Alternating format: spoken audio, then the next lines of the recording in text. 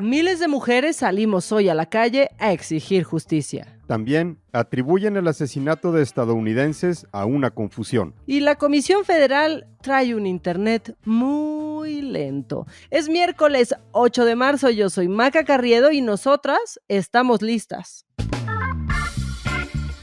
Esto es Expansión Daily, lo que hay que saber. Un podcast de Grupo Expansión con Maca Carriedo y Javier Garza. Expansión Daily, lo que hay que saber. Javi, es que hoy toca cambiarle. Maca, buenos días. No te creas, yo también estoy listo. Yo tengo puras mujeres aquí en mi casa y la verdad es que ya están muy empoderadas. La verdad es que sí, saludos a todas ellas y tú, Javi, eres un gran aliado. Y es que hoy es 8 de marzo, el Día Internacional de la Mujer, y como cada año, las mujeres en distintos puntos de la República saldremos a marchar para exigir igualdad, un fin a la violencia de género y sobre todo justicia en un país en donde en promedio 10 mujeres son asesinadas al día, Javi. Este es el recordatorio, ¿no? De cada 8 de marzo que la violencia contra las mujeres, la violencia de género no cesa, ni en su expresión más extrema que es el feminicidio, pero también en todas las violencias cotidianas, en la calle, en el trabajo, en la casa. Ya están las convocatorias para manifestarse en redes sociales desde hace varias semanas en la Ciudad de México, el Estado de México, Coahuila, Durango, Jalisco, Querétaro, Puebla, Michoacán, Zacatecas, Morelos, Hidalgo, Nuevo León, Tabasco, solo por mencionar algunos, pero aquí nos podemos repasar todos los estados. Y si ya se están alistando para asistir a esta marcha, pues unas recomendaciones básicas y generales sobre esto: ir acompañadas de alguna amiga, familiares o en un colectivo, apuntar su número telefónico, esto es muy importante, en el antebrazo con marcador por cualquier cosa que pudiera pasar, ir bien hidratadas, llevar agua, algún snack y usar protector solar porque hoy marchamos todas por todas, Javi. Y bueno, en la Ciudad de México no dejó de notarse la instalación de vallas alrededor de Palacio Nacional, Maca, pues porque ya ves que ahí de repente este tipo de marchas no les caen muy bien. Sí, se comienzan a proteger muchísimo de las mujeres. Esta es una no noticia, ¿no? Porque, bueno, creo que esta administración, una de las cosas que no ha dejado de hacer es fallarle a las mujeres. Javi, con un presidente que dice que es feminista solamente porque contrata mujeres en su gabinete, pero cuando le toca responderle a muchas de ellas, se queda corta toda su administración. Y justo, Javi, hablando de este Día Internacional de la Mujer, creo que es prudente que mencionemos lo que sucedió con María Elena Ríos, esta saxofonista sobreviviente de un ataque con ácido, que ha emprendido toda una gira para llevar la iniciativa de ley, la ley Malena, a todos los estados del país. Lo que sucedió en Puebla, por ejemplo, con ella es bastante penoso. Y que también hemos visto varios casos a lo largo del último año que parece que se está volviendo más común este tipo de ataques. María Elena busca impulsar que a nivel nacional haya una ley general que tipifique como feminicidio los ataques con ácido en México. Han hecho peticiones. El primer estado en aprobar esta ley Malena fue Puebla. El pasado 2 de marzo en la Ciudad de México ya hay foros para crear un tipo penal específico, y aunque no hay un registro oficial de número de víctimas de este tipo de ataques con ácido, la Fundación Carmen Sánchez ha documentado por lo menos 28 casos en las últimas 2 décadas, de las cuales 22 lograron sobrevivir, pero por supuesto con un trauma muy profundo. Así es, y también hay que decirlo, bajo el gobierno del presidente López Obrador, la violencia contra las mujeres se ha acentuado. En los 3 primeros años de este sexenio, delitos como feminicidio, homicidio doloso, violación y violencia familiar han registrado números récord. De hecho, se le pedía ayuda a esta administración durante la pandemia, cuando no en este encierro obligado que tuvimos que hacer, se le pedía auxilio, aumentaban las llamadas al 911 y pues la verdad, hicieron oídos sordos, Javi. Sí vimos cómo aumentaron los casos de violencia familiar, particularmente en la pandemia, y en el caso de los feminicidios, Maca, comentábamos el lunes que solamente 1 de cada 4 asesinatos de mujeres se investigan como tales o se clasifican como delitos de género, no necesariamente porque el resto no sea el género un factor en el asesinato, sino a veces porque las autoridades se resisten a estas clasificaciones. Ahora, han sido asesinadas cientos de mujeres a lo largo del último año. Recordamos algunos de los casos más mediáticos, porque estas mujeres hablan por todas ellas, ¿no? Devani Escobar en Nuevo León, Luz Raquel Padilla en Jalisco, Carolina Islas e Irma Lidia en la Ciudad de México, Ariadna López en Morelos, Dayan Yamil en Durango, por ejemplo.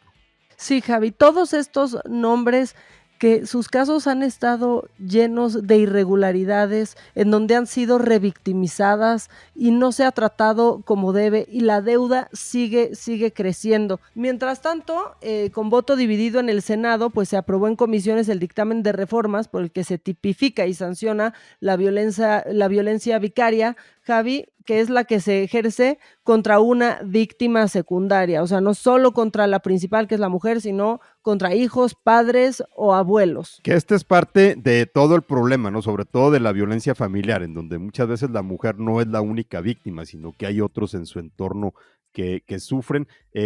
Sin embargo, las bancadas de Morena y sus aliados, que tienen la mayoría, se dividieron incluso sobre la definición de este tipo de violencia, así que se van a presentar varias reservas. Todavía no se resuelve este tema, pero por lo menos es un avance. Pues sí, yo quiero aprovechar para recomendarles, Javi, un episodio especial que las mujeres de Cuéntame de Economía, el podcast de nuestra mesa de economía de expansión, titulado Las mujeres facturan. Digo, también lloramos, pero sí, también facturamos.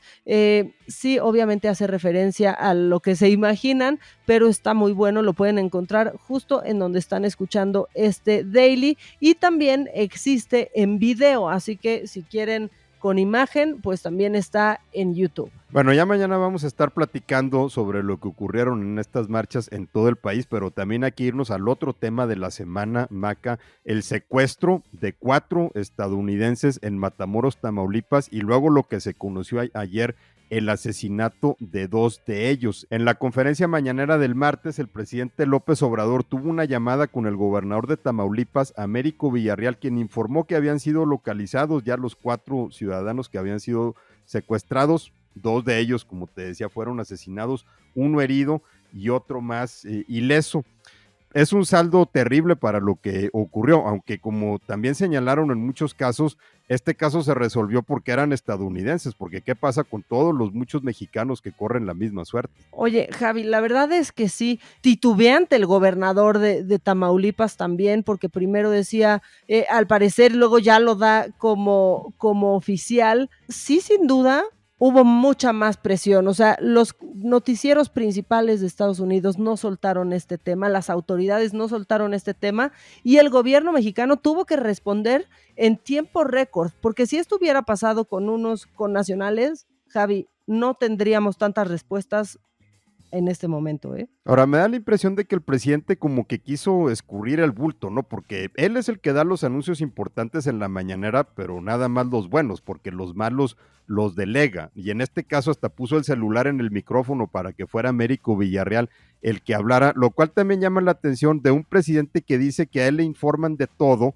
que se estaba enterando apenas en la conferencia de lo que había pasado. Bueno, ya hay un detenido, un joven de 24 años, pues que hacía la función de vigilancia de las víctimas. Te digo, ahora sí, todo muy rápido, se está esclareciendo y están actuando con una velocidad con la que no estamos acostumbrados últimamente, Javi. Se atribuye la principal línea de investigación a una confusión, que los sicarios, al parecer del cártel del Golfo, habían confundido a estos turistas estadounidenses. Sin embargo, la secretaria de Seguridad, Rosa Isela Rodríguez, dijo que no se descartan otras líneas. No queda claro tampoco que haya sido así una confusión, porque de todas formas se los llevaron, ¿no? Y luego mataron a 2. Y los cárteles no se avientan contra ciudadanos estadounidenses así como así, Maca, porque pues temen que la reacción pudiera ser desproporcionada. Así es. Bueno, y nada más para cerrar con este tema, decirles que las autoridades mexicanas ya trasladaron a los ciudadanos liberados a Estados Unidos, y este tema, pues sí, se suma a seguir poniendo tensas las relaciones en cuanto a seguridad entre Estados Unidos y México. Sí, por supuesto va a atizar las críticas contra México en el Congreso y en el gobierno de Estados Unidos. Obviamente los autores de la iniciativa polémica esta de enviar tropas de Estados Unidos a México, pues se calentaron aún más. Así que hay mucha retórica sobre este tema y la reacción de Estados Unidos todavía no la vemos en su dimensión completa. Y de este tema nos pasamos a esto porque la Red en Defensa de los Derechos Digitales, RED, reveló este martes que documentos de la Secretaría de la Defensa Nacional muestran que con el conocimiento de Luis Crescencio Sandoval, una estructura militar secreta espió con Pegasus al defensor Raimundo Ramos para interferir en una investigación sobre abusos del ejército en Nuevo Laredo. Otra vez Nuevo Laredo, Javi. Sí, ya que andamos allá por los rumbos de Tamaulipas, esta investigación es bastante fuerte, sobre todo porque le da seguimiento al uso que le estaba haciendo el ejército de Pegasus, y con base en las filtraciones de Guacamaya Leaks, pues ya se está ubicando al propio secretario de la Defensa, al general Sandoval, como una de las personas que estaban enterados de esto. Según lo presentado por Red, el ejército también intervino comunicaciones privadas con varios periodistas, de Raimundo Ramos con varios periodistas. En estas conversaciones se tocaban temas como las ejecuciones extrajudiciales cometidas por elementos castrenses en Nuevo Laredo en julio del 2020. Y Raimundo Ramos volvió a estar bajo los reflectores ahora la semana pasada con el caso de los jóvenes muertos por el ejército, porque estaba él en las protestas de familiares contra los militares, denunció cómo habían sido amedrentados. O sea, es un personaje que ha estado muy activo en las denuncias contra los abusos de militares. Según esta investigación de R3D, que por cierto también fue publicada por el diario New York Times, las comunicaciones intervenidas fueron entre el 16 y el 26 de agosto de 2020, periodo en el que Ramos habría sido espiado por Pegasus, de acuerdo con el análisis que había hecho esta organización canadiense Citizen Lab, que ha sido la que ha realizado los descubrimientos de cómo los teléfonos de periodistas y activistas en México habían sido infiltrados, no nada más en el gobierno de Enrique Peña Nieto, sino también en el actual gobierno. Oye, que por cierto, a Raimundo la semana pasada en una de las mañaneras también trataron de desacreditarlo, ¿no? Y de ponerlo en mal con el presidente. ¿Te acuerdas? Justo hablamos de este tema que el presidente antes le preguntó al reportero si él tenía seguridad. Es que ha resultado un personaje muy incómodo para el ejército, ¿no? Y por eso se ve que lo habían apuntado directamente. Incluso, según una tarjeta informativa de la Secretaría de la Defensa que estaba entre los documentos que comprueban este espionaje, se había intentado vincular a Ramos con el cártel del Noreste, pero no estaba respaldada esa acusación con absolutamente ninguna prueba. Y bueno, ya que andamos en estos temas digitales, Maca, vamos a platicar ahora sobre esto, sobre este proyecto que traía la Comisión Federal de Electricidad de ser proveedor de Internet, de vender su red de fibra óptica a empresas de comunicaciones, pero resulta que el proyecto de conectividad que hasta ahora se había enfocado en comunicaciones móviles a través de la empresa CFE Telecomunicaciones e Internet para Todos, pues simplemente no ha dado resultados. La Comisión Federal de Electricidad se convertirá pues en un nuevo jugador para la venta de capacidad de red a empresas de servicios fijos, ¿no? Internet, telefonía y video como pues Megacable o Easy o como Telmex, pero pues la verdad es que aún hay muy pocas pistas sobre su servicio al mayoreo y hay un problema pues un poquito importante y es un proyecto antecesor que es la red troncal, Javi. Sí, este proyecto data de 2013, que contemplaba licitar los más de 25,000 kilómetros de red de fibra óptica que está instalada en las torres de transmisión eléctrica de alta tensión y de distribución de CFE para crear un proveedor de red de internet que sobre todo tuviera acceso a las comunidades más remotas del país. Sin embargo, ese programa fue cancelado después como parte de esta tendencia del actual gobierno de enterrar todo lo que venía de gobiernos anteriores. Expansión pidió detalles a Comisión Federal de Electricidad sobre cuál es la nueva apuesta de esta empresa en el sector de telecomunicaciones, pero ¿qué crees, Maca? No te sorprendas, por supuesto no han dicho nada. Sí, Javi. A ver, y según una fuente de este sector de telecomunicaciones que nos pide pues que no digamos su nombre, uno de los principales problemas de esta red es que muchos jugadores no la quieren porque esa red se pensó para fines del sistema eléctrico y no son compatibles con telecomunicaciones. Y aparte, sumado pues a una incertidumbre de cuánto dinero tiene que invertir, ¿no?, la estatal para que esta red funcione y arranque, porque pues simplemente no está jalando. Esta es la red de fibra óptica que Comisión Federal utiliza para transmitir sus propios datos, pero está principalmente en las líneas de alta tensión, o sea, no se ramifican a toda la red para que llegue a todos los usuarios,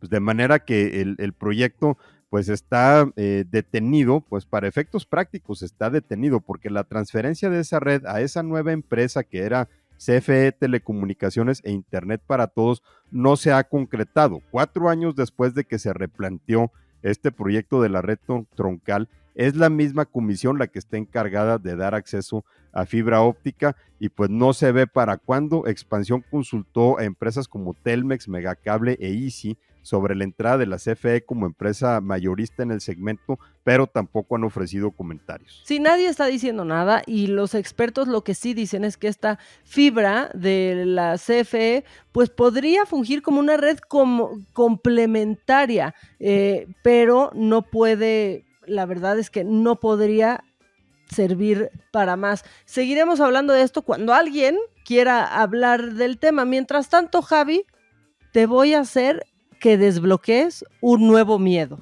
Parece falso, pero es real.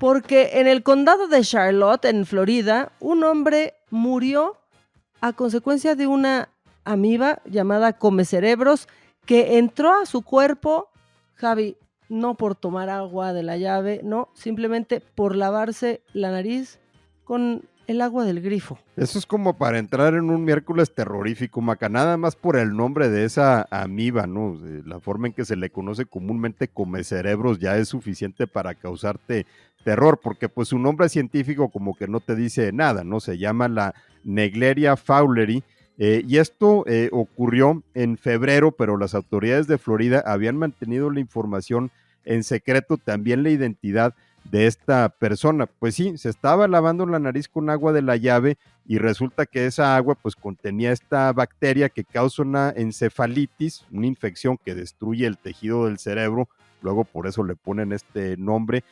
Ahora, hay que aclarar, no infecta si la tomas, nada más si te la metes por la nariz. No, está de terror. Ya las autoridades de salud de Florida pues dieron varias recomendaciones para evitar el ingreso de esta amiba al cuerpo, pero sí, la principal fue pues que si ya se van a hacer un lavado de fosas nasales, solo sea pues con agua destilada, Javi, o hervirla antes. Ahora, yo también, no sé si esto aplica para nosotros los mexicanos, porque estamos ya a prueba de todo. O sea, imagínate con qué agua nos bañamos diario. Pues sí, es posible que a lo mejor hasta ya tenemos las defensas contra este bicho, ¿no? Pero bueno, nunca está de más tener cuidado con lo que uno se anda metiendo en la nariz, ¿no? Sobre todo, en este caso, el agua de la llave. Ahora, este microbio amenaza principalmente a los que nadan en ríos o lagos o en albercas que no tienen suficiente cloro. Digo, tampoco es como para andarse con miedo cada vez que se mete uno en una alberca, no es muy frecuente, pero en estos casos, cuando vemos una cosa que pasa como la que comentas en Florida, pues sí, de repente como que te entra un terror. Pues sí, Javi, ya, de verdad yo no puedo con más miedos, un nuevo miedo cada día, mejor ya vámonos, pero si se quieren poner en contacto con nosotros, pues ¿qué creen? Que nos pueden escribir en nuestras redes sociales. Javi tiene Twitter y tiene Instagram y lo encuentran como en @jagarzarramos. Y a mí, @maca_online en Twitter y en Instagram, toda la información de este daily y otros productos de Grupo Expansión en @expansiónmx. Que tengan un gran día. Es 8 de marzo y hoy todas salimos a marchar. Nos escuchamos mañana. O no, Javi, porque en una de esas yo hago paro. Tú haces paro, Maca, pero pues los hombres sí nos tenemos que ir a chambear. yo hago el paro y tú me tiras el paro con el Daily, Javi. Exactamente, así le podemos hacer mañana, Maca, pero bueno, suerte a todas, cuídense mucho y aquí seguimos. Esto fue Expansión Daily, un podcast de Grupo Expansión, con Maca Carriedo y Javier Garza. Este episodio llega a ti gracias a rss.com, el podcasting hecho simple.